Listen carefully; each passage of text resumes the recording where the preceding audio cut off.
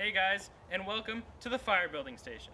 I'm Peter, this is Arthur, and we are here to teach you guys how to build a fire. But first, before we build the fire, we need to have an axe yard and we need to chop the wood to build the fire. So, an axe yard, this red tape thing, is good to be using red, yellow tape so that people can see it. It is used so that we can stay safe from that axe that is dangerous. And when you're in the axe yard, you can only have one person in the axe yard. So that is why I'm outside, Arthur's inside. When you're in the axe yard, you need to be very, very safe. So, he is wearing safety goggles, long sleeves, gloves, long pants, and boots.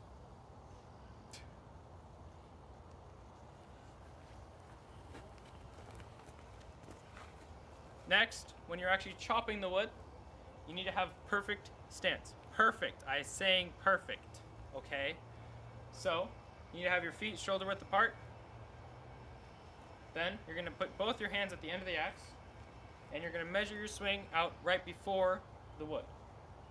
Then, you're going to bring it back, sliding one hand to the head of the axe over your head, and then when you chop, bring both hands down to the end of the axe and swing.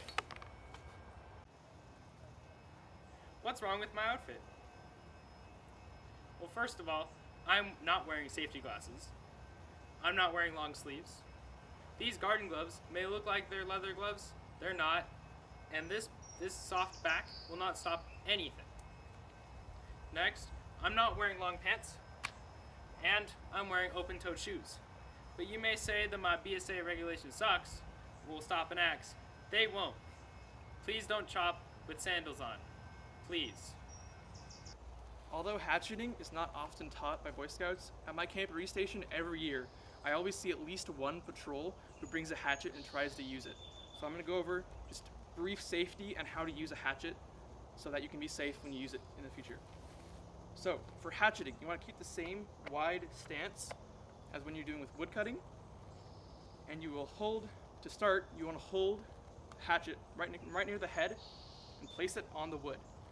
You then grab as low down as you can on the log, and preferably on the opposite side of the log, and you will then lift them up and push them down together until the hatchet is stuck. Once it is stuck, you lift them up together like you do with an axe, and pat down until it breaks off, and then you have made a piece of kindling. And next, fire. When you're actually building your fire, you have to make sure that it is in a very safe location. Make sure that it is in a pre-built fire pit. Here, our fire pit is level and raised off the ground, but if you're going to do a fire out in nature, you might have to have a dug pit with rocks lining it. And when you're selecting a location for a fire pit, be very sure that there is nothing above it or too close around it that can catch on fire easily. Also, make sure you have some way to put out the fire in case there's an emergency, such as a shovel, water, or a fire extinguisher to either beat out the fire, douse it out, or fire extinguisher it. At Camporee in person, or normal Camporee, we like to say, there are many different ways you can light a fire, but the highest scoring way to light a fire is without using any matches. This is one of the main ways people have done that in the past. This is called a flint and steel. You use the steel to strike this flint rod right here, and it creates sparks, and use those sparks to light your fire. We also have the most common way to light fires. It will lose you a few points at Camporee. Is matches. You have the match, you have a striker, you strike the match, light it, put it in the fire. We also have what we like to call the Scoutmaster method, or cheating, a lighter. There are 3 different types of wood when you're building a fire. There's first the tinder, which is small pieces of paper, bark, grass, really, really small pieces of wood that is used to get the flame started. That is also used to light the kindling. The kindling are small pieces of wood that'll catch from the tinder and then will then go on to light the fuel, which is what they're all laying on right here. That is the big pieces of wood that'll burn for a long time.